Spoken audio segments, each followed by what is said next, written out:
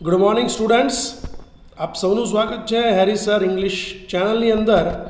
આજે આપણે ભણીશું ધોરણ 12 ઇંગ્લિશ, એમાં યુનિટ 3 મેનેજ યોર સ્ટેટ છે, રીડ 1 જે છે એના ક્વેશ્ચન આન્સર્સ.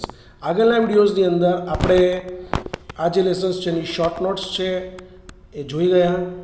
આજે આપણે ક્વેશ્ચન આન્સર જોઈશું. ખૂબ જ મોસ્ટ આઈએમપી ક્વેશ્ચન્સ છે, વીણીને ટેક્સ્ટબુકમાંથી લેવામાં આવ્યા છે. બરાબર. આમાં બીજું ખાસ ધ્યાન એ રાખવાનું કે આપણે જે પ્રશ્નો લખ્યા છે એને બીજી રીતે પણ પૂછવામાં આવી શકે છે. એટલે મેં ઓર લખીને બે રીતે પૂછાઈ શકે એ પણ અંદર લખેલું છે. જો હજી સુધી તમે ચેનલને સબસ્ક્રાઈબ નથી કરી તો જલ્દીથી વિડીયોને લાઇક કરો, શેર કરો અને આપણી ચેનલને સબસ્ક્રાઈબ કરો કે જેથી કરીને આગળના વિડીયોની નોટિફિકેશન્સ તમને મળતી રહે. અને જો તમે આગળના વિડીયો જોવાનું ચૂકી ગયા હોય તો આપણી જે ચેનલ છે હેરી સર ઇંગ્લિશ ચેનલ જે છે એમાં જઈ પ્લેલિસ્ટમાં જઈ તમે આગળના વિડીયોઝ જોઈ શકો છો. તો ચાલો વધારે વાર નહીં કરીએ, સમજીએ ક્વેશ્ચન આન્સર. પહેલો ફકરો આપેલો છે, mind, emotions and body are closely interlinked and always work together.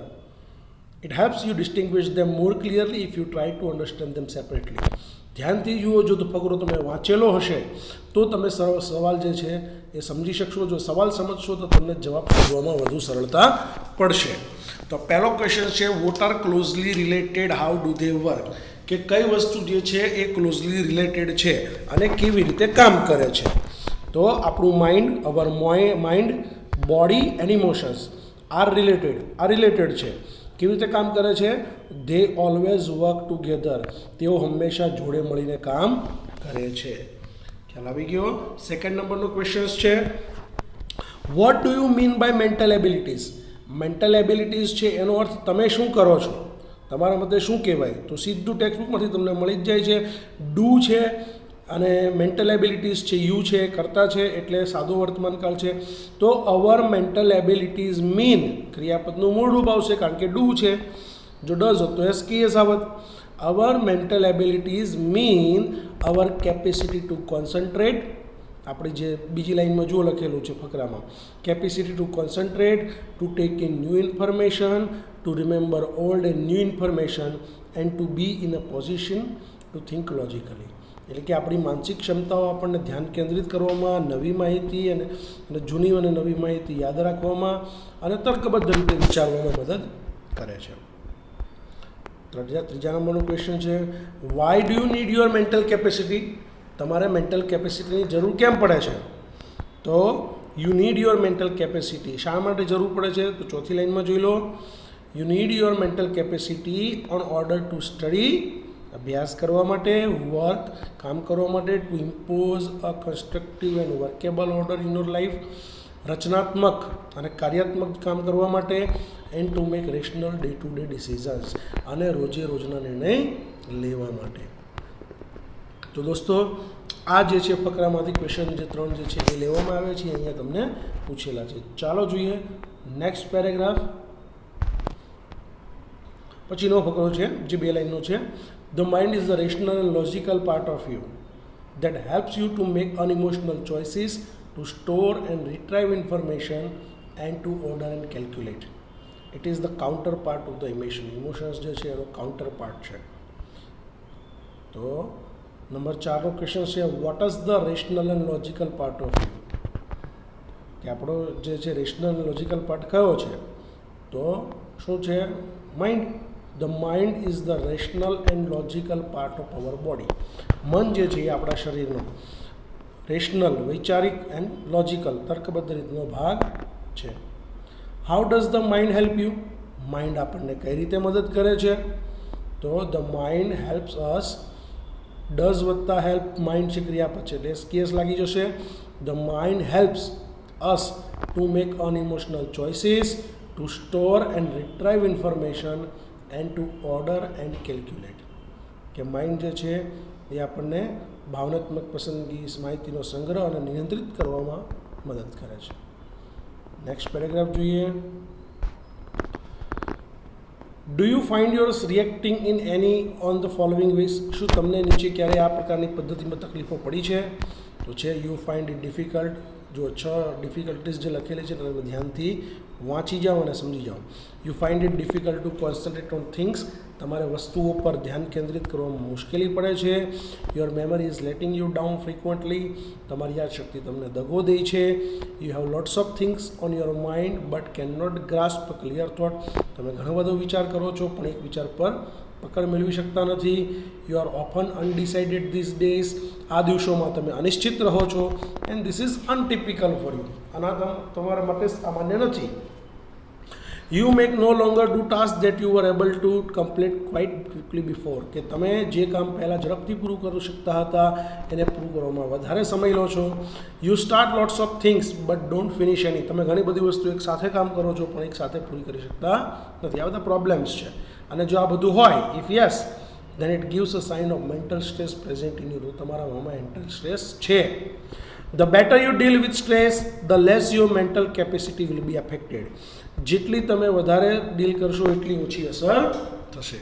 Question number 6 છે, how many difficulties have been given. અહીંયા કેટલી ડિફિકલ્ટીઝ આપવામાં આવી છે તો ગણો જોઈએ. 1 2 3 4 5 6. The six difficulties have been given here. અહીંયા 6 ડિફિકલ્ટીઝ જે છે એ આપવામાં આવી છે. What should we do to lessen the bad effects on our mental capacity.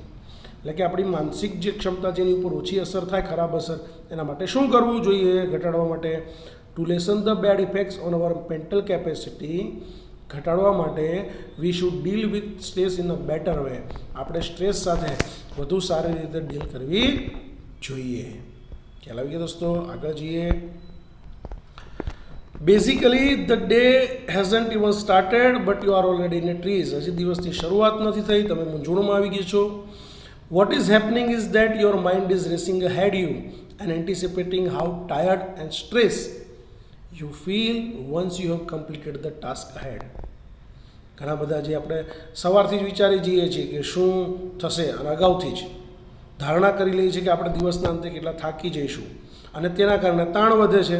અને આવા જે વિચારો છે, ધીસ ફ્રેન્ટિક થોટ્સ, બેબાકલા વિચારો, સ્ટાર્ટ વીકનિંગ યોર એનર્જી, તમારી ઉર્જાને નબળી પાડવાની શરૂ કરે છે.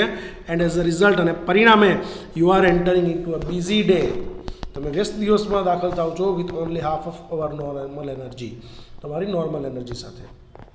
આમાં થોડા વધારે ક્વેશ્ચન છે. Question number 8, Y do you V feel tired in the beginning of the day. દિવસની શરૂઆતમાં જ આપણે કેમ ટાયર્ડ ફીલ કરીએ છીએ. તો we feel tired in the beginning of the day because our mind is racing ahead of us. કારણ કે આપણું જે મન છે ને એ આપણને દબાણ કરે છે. What brings stress in the beginning of the day. કઈ વસ્તુ જે છે દિવસની શરૂઆતમાં આપણામાં તાણ લાવે છે તો અગાઉથી વિચારી લઈએ છીએ તે. Worrying about how you will work through out the day. આખા દિવસમાં તમે કેવી રીતે કામ કરશો એની ચિંતામાં ને ચિંતામાં. In the beginning brings stress of the day. તે તમારામાં તાણ લાવે છે. What is the effect such thinking. આવા વિચારની અસર શું થાય છે. સચ થિંકિંગ વીકન્સ અવર એનર્જી. આવા જે વિચારો છે આપણી ઉર્જાને નબળી પાડે છે. What is the effect of frantic thoughts. આ જે બેબાકલા કરનારા વિચારો છે એની અસર શું થાય છે. Frantic thoughts weaken our normal energy. આપણી જે ઉર્જા છે એને નબળી પાડે છે. And we are shattered at the end of the day. અને દિવસના અંતે આપણે એકદમ થાકી જઈએ છીએ. ખ્યાલ આવી ગયો. આગળ જઈએ. In order to have maximum energy available at the start of the busy day. કે વધુમાં વધુ ઉર્જા સાથે કામ કરવા માટે દિવસના શરૂઆતમાં કહો, I have no expectation and I will deal with whatever happens when it happens. મને કોઈની પાસેથી કોઈ અપેક્ષા નથી અને જ્યારે જે થશે તે હું જોઈ જશે. એઝ અ ફોર્મ ઓફ મંત્ર. મંત્રના સ્વરૂપમાં. You will notice how your body starts relaxing at the thought of no expectation. તમે જ ધ્યાનમાં લેશો કે નો એક્સપેક્ટેશનથી તમારું શરીર કેટલું રિલેક્સ થાય છે. This relaxation tells you that. આ રિલેક્સેશન તમને કહે છે you have just stop yourself from wasting valuable energy. કે તમે તમારી જાતને કિંમતી ઉર્જા વેડફતા રોકી લીધી છે. You will feel calmer mentally and emotionally as a consequence. અને પરિણામે તમે માનસિક અને ભાવનાત્મક રીતે શાંતિની મહેસૂસ કરશો. સવાલ છે, what does provide you maximum energy. કઈ વસ્તુ તમને મેક્સિમમ એનર્જી પ્રોવાઈડ કરે છે. અથવા આ પ્રશ્ન બીજી રીતે પણ પૂછી શકે, એટલે ખાસ ધ્યાન રાખજો. What mantra should be followed for maximum energy. કે મંત્ર MANTR, I think by mistake એ રહી ગયો, MANTR. કે કઈ વસ્તુ જે છે એના માટે તમારે મેક્સિમમ એનર્જી છે એ ફોલો કરવી જોઈએ. તો ફોર મેક્સિમમ એનર્જી શું વિચારવું જોઈએ? વન શુડ ફોલો ધ મંત્ર. કયો મંત્ર છે? આઈ will deal with whatever happens when it happens, કે જે થશે ત્યારે તે હું જોયું જશે.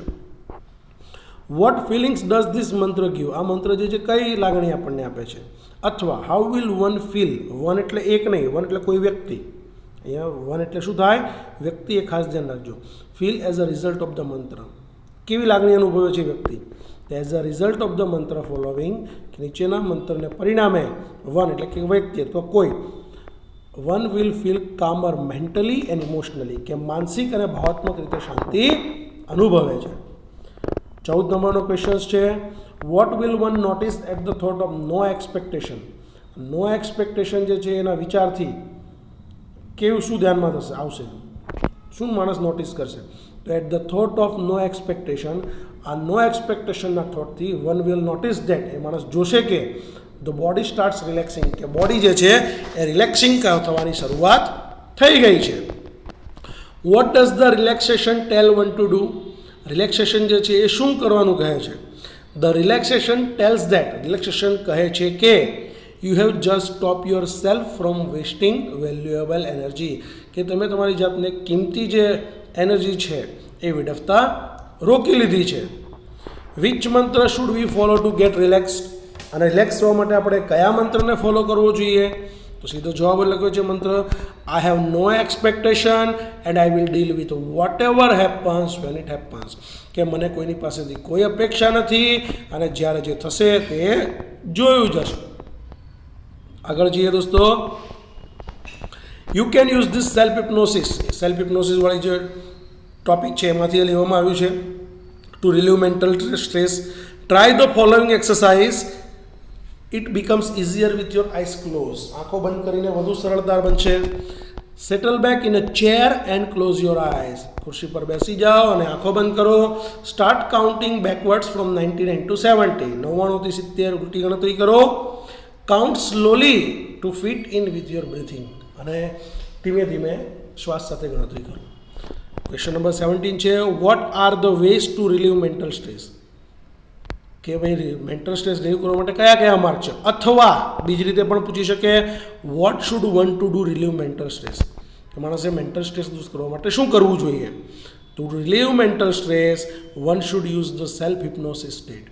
તો મેન્ટલ સ્ટ્રેસ દૂર કરવા માટે માણસે સેલ્ફ હિપ્નોસિસ એટલે કે આત્મસંમોહન અવસ્થા જે છે એનું ધ્યાન ધરવું જોઈએ. Question number 18 what should one to do at first and thereafter in self hypnosis technique? કે માણસે પહેલાં અને પછી શું કરવું જોઈએ સેલ્ફ હિપ્નોસિસ ટેકનિકમાં? તો જુઓ બે મુદ્દા લખ્યા છે, લખવાનું છે. એટ ફર્સ્ટ શરૂઆતમાં વન એટલે વ્યક્તિએ શુડ સેટલ બેક અને chair and close his eyes, ખુરશી પર બેસી જવું જોઈએ અને આંખો બંધ કરવી જોઈએ. Then one should count backward from 99 to 70. Then છે પછી 99 થી 70ની ગણતરી કરવી જોઈએ. One should count slowly to fit in with his breathing, અને શ્વાસની સાથે ધીમે ધીમે ગણતરી કરવી જોઈએ. ખ્યાલ આવી ગયો? આગળ જઈએ. When emotions have taken you over it becomes nearly impossible to think. જ્યારે ઇમોશન્સ હાવી થઈ જાય છે, સ્પષ્ટ રીતે વિચારવું શક્ય બની જાય છે. Then it becomes very easy to make unwise decisions. પછી આપણે એવા નિર્ણયો લઈએ છીએ. Or to agree to something which is not to your advantage, અથવા એવી બાબત સાથે સંમત થઈએ છીએ જે આપણા લાભમાં નથી. The screen exercise shows you how to step back and emotionally detach your self from your current situation. આ જે સ્ક્રીન એક્સરસાઇઝ છે જે આપણને એવું શીખવાડે છે કે આપણી જે પોઝિશનથી કઈ રીતે દૂર રહેવું. સો ધેટ કે જેથી you can see more clearly, કે જેથી કરી તમે વધુ સ્પષ્ટ રીતે જોઈ શકો કે શું બની રહ્યું છે, વોટ ઇઝ ગોઈંગ ઓન. સવાલ છે 19 નંબરનો question what happens van we become over emotional? જ્યારે આપણે વધુ પડતા ઇમોશનલ થઈ જઈએ છીએ ત્યારે શું થાય છે? અથવા what is the problem when emotions have taken over? જ્યારે આ ઇમોશન્સ હાવી થઈ જાય છે ત્યારે આપણે શું સમસ્યા સર્જાય છે? સીધો જવાબ છે પહેલી જ લાઇનમાં છે when we become over emotional. જ્યારે આપણે ઓવર ઇમોશનલ થઈ જઈએ છીએ we can't think clearly and take unwise decisions. આપણે સ્પષ્ટ રીતે વિચારી શકતા નથી અને અનવાઇઝ ડિસિઝન્સ લઈ લઈએ છીએ. 20 નંબરનો ક્વેશ્ચન છે what are the benefits of the screen exercise? Screen exercise જે છે એના ફાયદા શું છે? અથવા what shows the way how to step back and detach oneself from problem emotionally, કે કઈ વસ્તુ જે છે માર્ગ બતાવે છે પોતાની જાતને ભાવાત્મક રીતે જે છે એ સમસ્યાથી દૂર રાખવા માટે. તો શું કહે છે? The screen exercise shows the way.